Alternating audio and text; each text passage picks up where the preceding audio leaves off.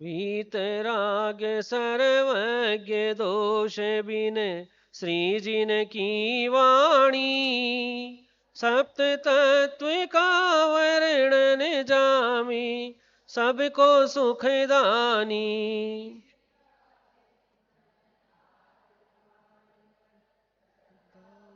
धरना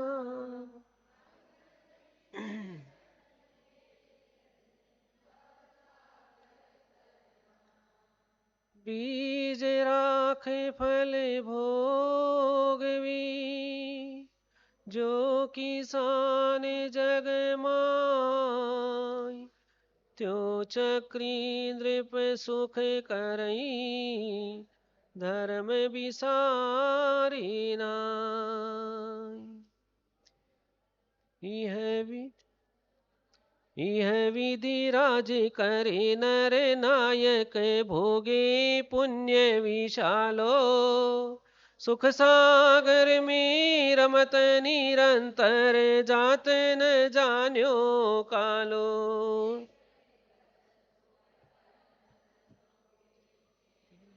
प्रदीक्षिण रे सिरना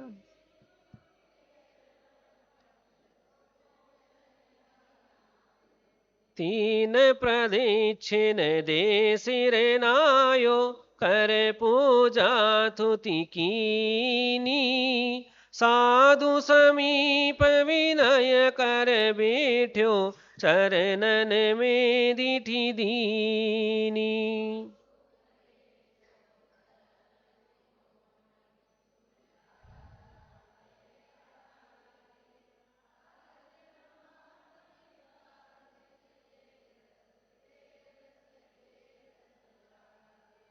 मुनि सूरज कथनी किरनावली।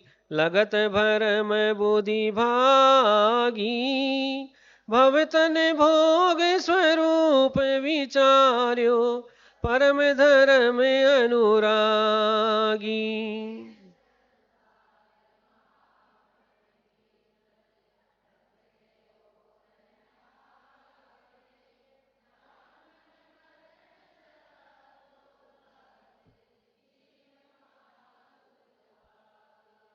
कबहू जाय नरक थिति भुंजई। छेदन भेदन भारी। कबहू पशु पर जाय धरे तह वध बंधन भयकारी।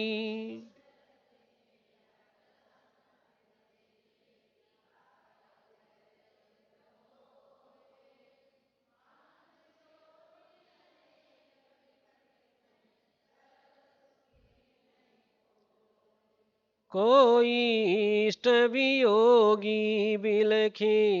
कोई अनिष्ट संयोगी।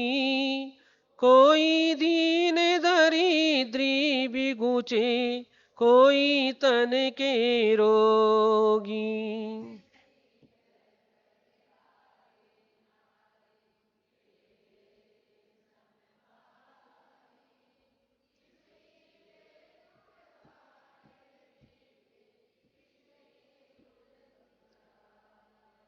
कोई पुत्र बिना नित झूरे। होय मरे तब रोवे। खोटी संतति सो दुख उपजे। क्यों प्राणी सुख सोवे।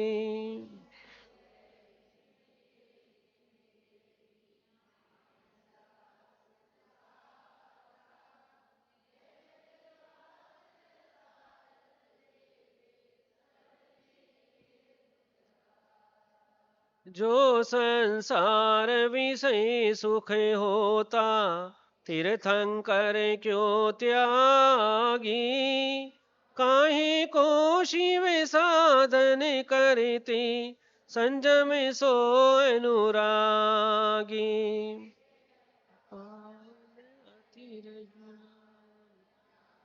सारन कोई जल सो सुचि कीजे। सात कुधातु भरी मल मूरत। चाम लपेटी सोहे अंतर देखत आसम जग में अवर अपावन को है।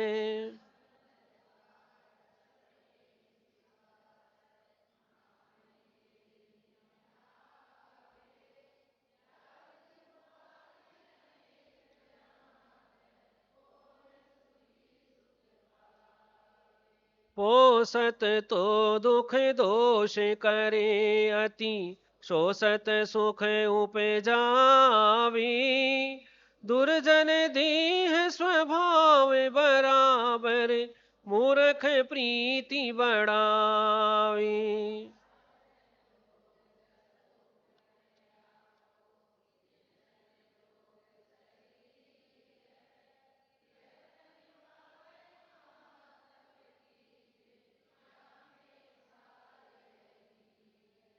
भोग बुरे भव रोग बढ़ावई बेरी है जग जी के बेरस हो ये विपाक समय अति सेवत लागे नीके।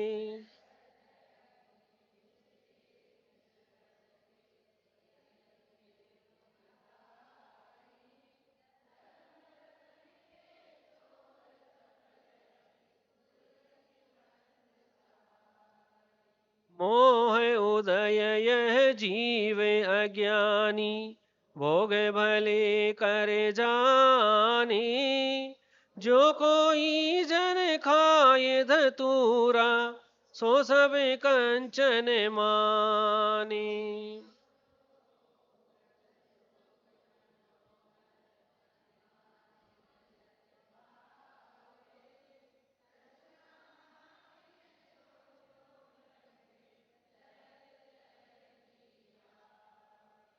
मैं चक्री पद पाय निरंतर भोगे भोग घनेरे तो भी तनक भई नहीं पूरन भोग मनोरथ मेरे।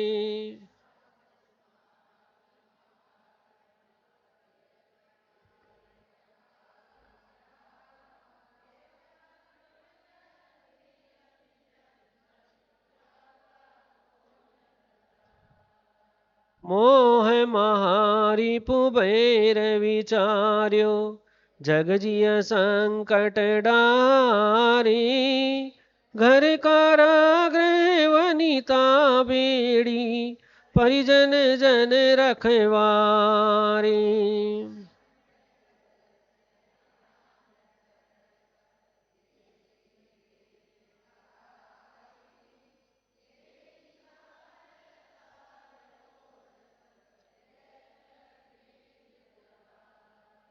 छोड़े 14 रत्न नवो निधि अरु छोड़े संग साथी कोड़ी 18 घोड़े छोड़े 84 लख हाथी।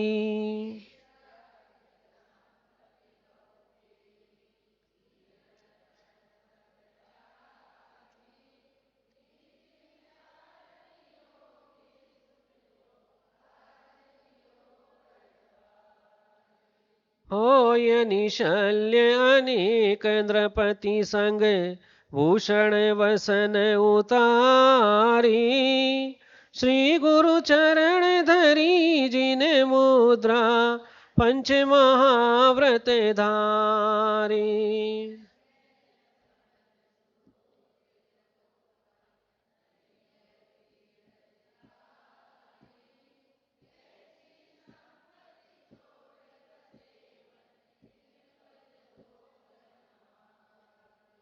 परिग्रह पोट उतार सब लीनो चारित पंथ निज स्वभाव में थिर भई।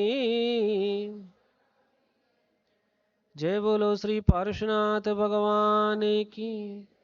गुरुवर श्री आचार्य वर्धमान सागर जी महाराज की जय।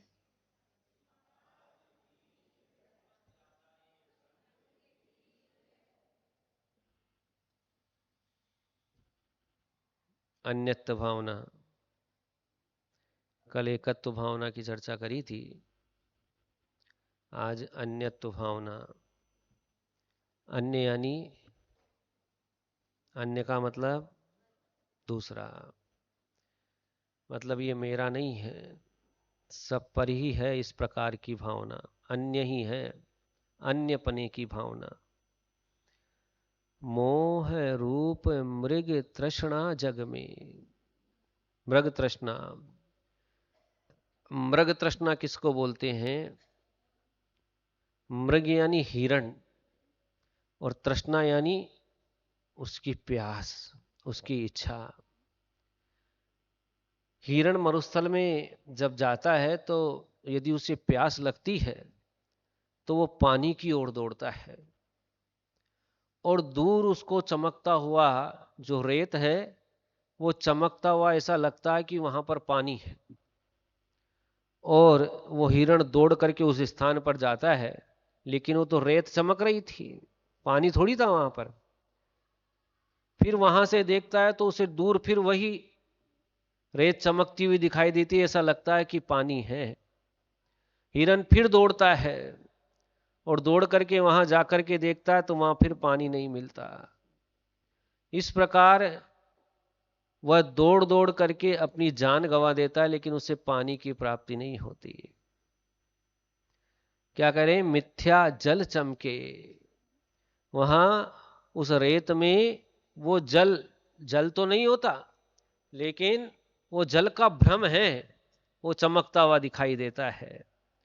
मृग चेतन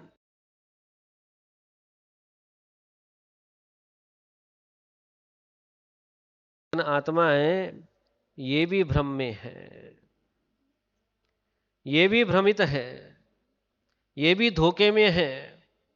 अध्यक्ष जी, ये मेरा है, मैं इसका हूं, कौन किसका है? सब मुझसे पर ही हैं, अन्य ही हैं, मेरा कुछ नहीं है। जब ये जीव आता है तब भी अकेला है, और जाता है तब भी अकेला है, कोई किसी का साथी नहीं है। एक धर्म ही शरण है, वही साथी है। सुबह से लेके शाम तक ये मनुष्य पर के लिए दौड़ लगाता है, लेकिन अपने हाथ में कुछ भी नहीं लगता है। जल नहीं पावे प्राण गमावे, भटक भटक मरता, वस्तु पराई माने अपनी भेद नहीं करता। अरे वो हिरण को पानी नहीं मिलता, वो घूम घूम करके अपने प्राण छोड़ देता है। इसी प्रकार ये चेतन मानव पराई वस्तु को अपनी मानता रहता है, अपनी मानता रहता है। पुत्र, स्त्री, धन, संपत्ति, जितनी भी दुनिया में तमाम चीजें, उन सबको अपनी मानता रहता है। उसे ये भेद ही नहीं रहता कि मैं अलग हूं और ये परद्रव्य अलग है। और जब शरीर ही मेरा नहीं है तो फिर दूसरे द्रव्य की क्या बात है? उसे भेद विज्ञान ही नहीं होता है।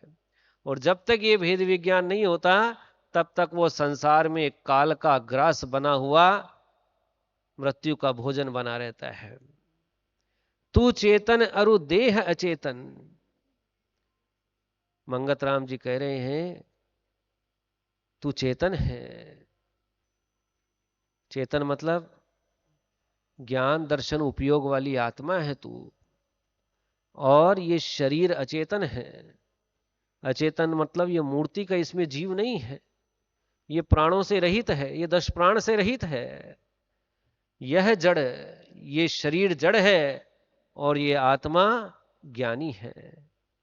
मिले ये अनादिकाल से मिले हुए हैं। जैसे दूध और पानी मिलकर के एक में एक हो जाता है, फिर भी उस दूध पानी जो मिला हुआ उसे गर्म करके तपा करके उसमें से पानी को अलग कर देते हैं और दूध को अलग कर देते हैं। वैसे ही ये जो मनुष्य, ये जो जीव है, जीव और कर्म अनादि से मिले हुए हैं, ये भी तप के द्वारा तपा करके कर्मों को और आत्मा को अलग अलग किया जा सकता है। लेकिन यतन ते बिछुड़े, इसको यत्न पूर्वक बुद्धि पूर्वक इसको अलग किया जा सकता है, जैसे दूध और पानी को अलग करते हैं। जब ये अलग हो जाए तब क्या, रूप तुम्हारा सब सो न्यारा। 6 द्रव्य हैं, इन 6 द्रव्यों में 5 द्रव्य तो अचेतन है और एक द्रव्य चेतन है। जो चेतन द्रव्य हो मैं जीव हूं, वो मैं हूं। मेरा स्वरूप सबसे विलक्षण है। ये जितना जगत में दृश्यमान ये वस्तुएं दिख रही है सब पुद्गल है, लेकिन मैं अमूर्तिक हूं। मैं अमूर्तिक हूं, जो न किसी के पकड़ में आता है, न जो किसी को देखने में आता है, न किसी के सुनने में आता है, नहीं जिसको कोई काट सकता है न पीट सकता है, जिसके ऊपर कोई उपसर्ग नहीं होता है। मैं ऐसा अखंड पिंड हूं जो सदा सुखी। तो रूप तुम्हारा सबसो न्यारा, हे चेतन, तुम्हारा रूप जो है वो सबसे भिन्न है। भेद ज्ञान करना, तुम उसको जानो पहचानो। इस शरीर को पुद्गल मान करके परद्रव्य जो है ये अचेतन है, इसको छोड़ो, और जो तुम चेतन स्वरूप हो उसको पकड़ो। जो लो पुरुष थके न तो लो उद्यम सो चरना। इस प्रकार अपने को पुरुषार्थ करके, अपने स्वरूप की पहचान करके उसे ही अपना मानना, और बाकी सब जो है वो सब परद्रव्य है। उस पर को, अन्य को, उसको भिन्न जान करके उस भिन्न को छोड़ दें, और जो मेरा एक ये जो आत्मा है वही मैं हूं, वही सर्वस्व है, उसी को ग्रहण करना, और बाकी सब भिन्न है तो भिन्न को छोड़ना, और जो मैं हूं उसको ग्रहण करना। तभी इस जीव का कल्याण होगा। यही अपने को उद्यम करना चाहिए, यही अपने को पुरुषार्थ करना चाहिए। ऐसे यहां पर मंगत राम जी कह रहे हैं। अब अपने को क्या करना है, रोज भावना करो घर पे बैठ करके कि मैं, शरीर भिन्न है, मैं भिन्न हूं, मैं जीव हूं, ये पुद्गल है, ये जड़ है, मैं चेतन हूं। इस प्रकार की रोज भावना करोगे तो एक दिन अपने स्वद्रव्य को प्राप्त कर लोगे। बोलिए महावीर भगवान की। हाँ, अब कोई किसी के मन में कोई प्रश्न हो।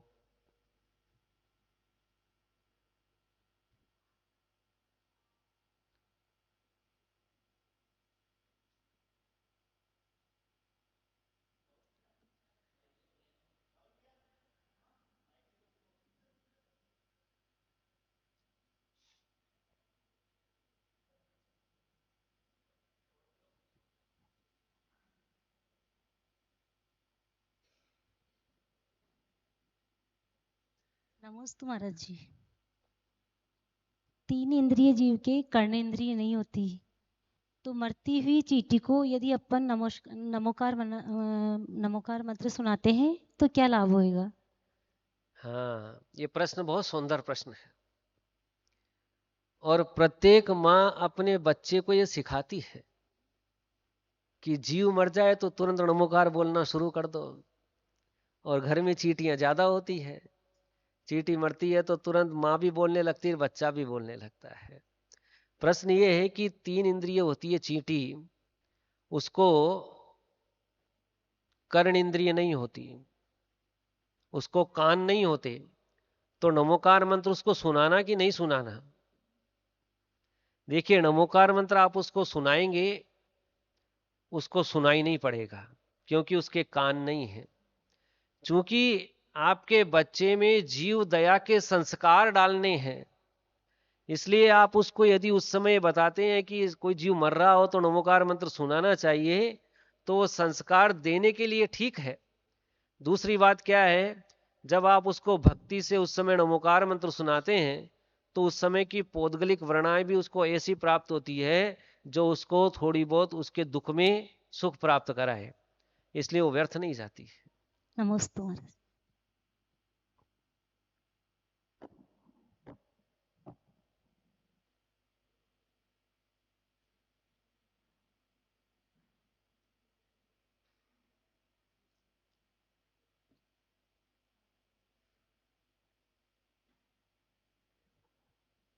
नमोस्तु महाराज श्री, नमोस्तु महाराज श्री। मेरा प्रश्न ये है कि जब भी कोई मांगलिक कार्यक्रम होते हैं, उधर देखो।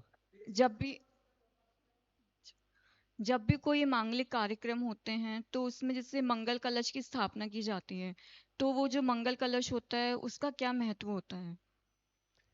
क्या? जो मंगल कलश होता है उसकी स्थापना की जाती है, जो भी कोई मांगलिक कार्यक्रम होते हैं, जैसे कोई विधान हुआ या चातुर्मास होता है, उसमें भी कलश, मंगल कलश की स्थापना की जाती है। झंडारोहण भी करते हैं तो वहाँ पे भी मंगल कलश को रखा जाता है। और जैसे घर गृह प्रवेश करते हैं, कोई भी इनॉग्रेशन वगैरह भी होता है ऑफिस का या घर का भी, तो वहाँ पर भी मंगल कलश की स्थापना करते हैं। तो मंगल कलश का क्या महत्व होता है? नमोस्तु हम्म महर्षि।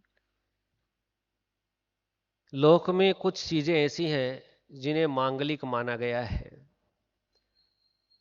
ये मांगलिक स्वभाव से ही है। जैसे पूर्ण भरा हुआ कलश, पूर्ण भरा हुआ कलश, इसको मांगलिक माना गया है। पूर्ण भरे हुए कलश को देखने से और कार्य के लिए जाते हुए यदि उसको देखते हैं तो ऐसा वर्णन है कि उसको देख रास्ते में यदि वो मिल जाए, यदि वो दिख जाए, तो वो कार्य पूर्णता को प्राप्त हो जाता है। और यदि वही कलश रिक्त हो तो कार्य पूर्णता को प्राप्त नहीं होता है। इसलिए हमारा जो कार्य वो मांगलिक कार्य है। मांगलिक कार्य क्यों है? क्योंकि मेरे जीवन में उस काम से मंगल होने वाला है। इसलिए वहां पर उस कलश की स्थापना करके ये मंगल कर्म किया जाता है। अब ये मंगल कलश का क्या करना चाहिए? मंगल कलश को, वो मंगल रूप है, इसलिए उसे उचित स्थान पर रखना चाहिए। उचित स्थान पर रख करके उसकी नित्य प्रति साफ सफाई करनी चाहिए, ताकि वो मांगलिक कलश हमारे जीवन में मंगलता उत्पन्न करे। वैसे कलश से मंगलता उत्पन्न होती है या कर्मोदय से मंगलता उत्पन्न होती है, लेकिन उस कलश को बार बार देखने से जीव के मन में शुभ परिणाम आते हैं। उन शुभ परिणामों से शुभाश्रव होता है। शुभ आश्रव जब उदय में आता है तो तब मंगल कार्य होते हैं। इसलिए वो कलश भी मांगलिक हो जाता है। नमोस्तु महर्षि।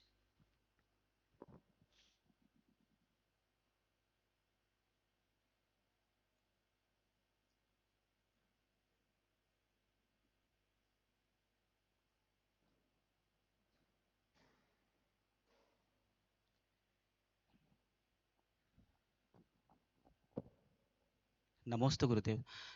महाराज जी, ये जो स्वास्तिक है इसका क्या महत्व होता है? क्योंकि ये बहुत सारे धर्मों में अलग अलग स्वास्तिक रूप को माना जाता है, तो इसका महत्व क्या होता है? स्वास्तिक कहाँ अपने को लिखना चाहिए, किस जगह पे नहीं लिखना चाहिए, क्या है? स्वास्तिक, स्वास्तिक भी एक मंगल द्रव्य है।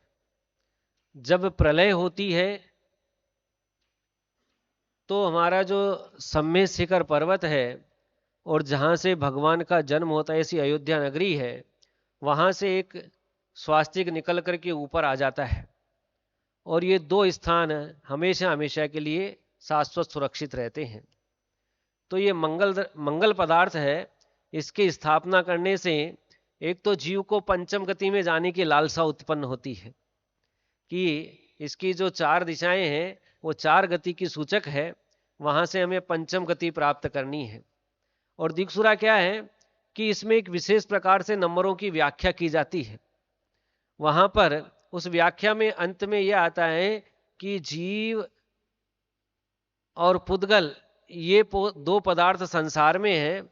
इन दो पदार्थों में से एक जीव ही ग्रहण करने योग्य है, बाकी सब त्याग करने योग्य है। तो ये वैराग्य का प्रतीक भी है, ये मंगल का प्रतीक भी है।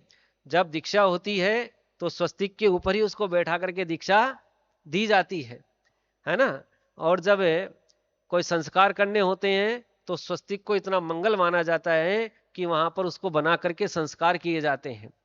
तो ये स्वस्तिक जो है एक मंगल चीज है, इसका पूर्ण रूप से सम्मान करना चाहिए। इसको यत्र तत्र कहीं पर भी लिख करके इसका अपमान नहीं करना चाहिए। तो महाराज जी, जैसे कोई नई चीज लेके आते हैं घर पे तो उस पे स्वास्तिक बनाते हैं। कुछ भी लेके आ जाओ, इलेक्ट्रॉनिक सामान भी लेके आते हैं अपन, मतलब जिससे चाहे हिंसा है होती है, जैसे गीजर लेके आ गए या कुछ भी लेके आ गए तो उस पे स्वास्तिक बनाते हैं। तो ये मतलब अपन अपनी संतुष्टि के लिए बनाते हैं, तो ये हाँ, कहाँ तक आपको ये लगता है कि भाई ये स्वस्तिक बनाया तो ये मेरे यहाँ पर बहुत अच्छा रहेगा, इससे मुझे पुण्य की प्राप्ति हो, मेरे अंदर अच्छी अच्छी भावनाएं उत्पन्न हो, इसलिए आप वो स्वस्तिक बना देते हैं। वैसे गीजर पे स्वस्तिक बनाने के बाद गीजर से नहाना नहीं चाहिए। नमस्ते कृति।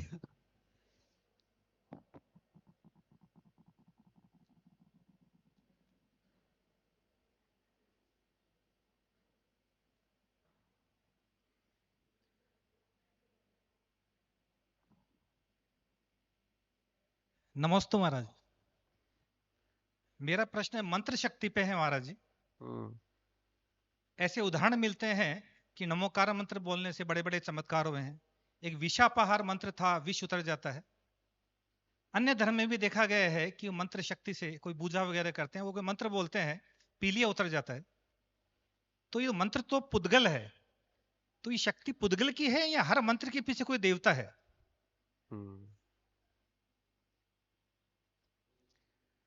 शक्ति पुद्गल की है कि मंत्र के पीछे कोई देवता है? ये मंत्र जिस व्यक्ति के मुख से निसृत हुआ है वो व्यक्ति कैसा है, उस व्यक्ति के भाव उसमें जुड़े रहते हैं, इसलिए उस मंत्र में, उस शब्द में एक विशेष प्रकार की शक्ति आ जाती है। वास्तव में देखा जाए तो मंत्र में अपनी पौद्गलिक शक्ति भी है और मंत्र के पीछे मंत्र निर्माणकर्ता के भाव की शक्ति भी है। ये दोनों शक्तियां उसमें काम करती है और अपने हर अक्षर का एक स्वामी देव भी है या देवी भी है, वो भी उसमें निहित है। ये सब बातें उसमें निहित होती हैं।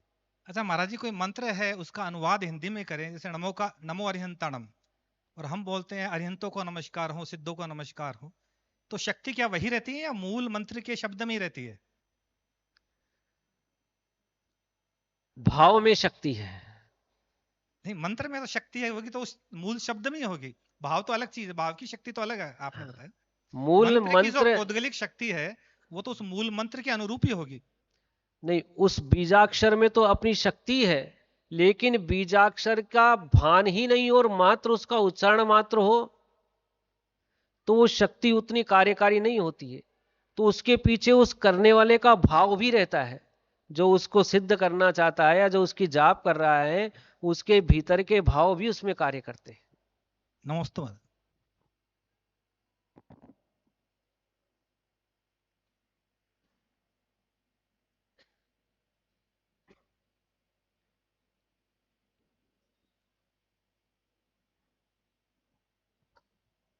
गुरुवर, मेरे मन में जिज्ञासा हो रही है कि मैं मतलब जैसे अभिषेक करने जा रहा हूँ, तो मंदिर में अभिषेक करने से लाभ ज्यादा होता है या कोई जैसे कोई क्षेत्र बना हुआ है, जैसे यहाँ बना हुआ है, यहाँ मंदिर तो है नहीं, यहाँ अभिषेक करें उसका फल ज्यादा मिलता है कि जो मैंने त्याग ले रखे उससे मंदिर में दर्शन करने से फायदा होता है?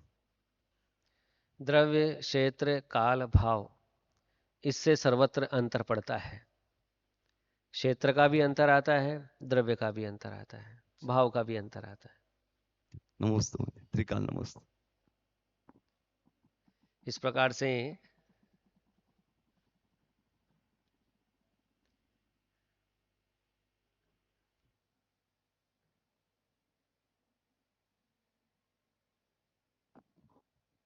नमोस्तु महाराज जी।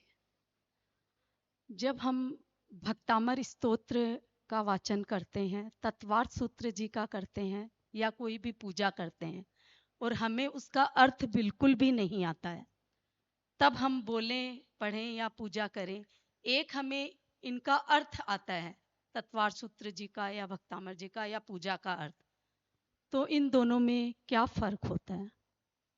देखिए, एक तो शब्द शुद्धि है, एक अर्थ शुद्धि है, एक शब्द और अर्थ शुद्धि है। यदि शब्द और अर्थ दोनों की शुद्धि है तो उसका फल विशेष प्रकार का है। मात्र शब्द शुद्धि है तो उसका फल अलग प्रकार का है। शब्द शुद्धि से कम फल मिलता है, अर्थ शुद्धि के साथ करते हैं और शब्द और अर्थ दोनों शुद्धि के साथ करते हैं तो उसका विशेष फल प्राप्त होता है। नमोस्तु महाराज जी। तो आज का अपना प्रोग्राम आज का जो समाप्त होता है, अब अपन कल करेंगे। बोलिए महावीर भगवान की।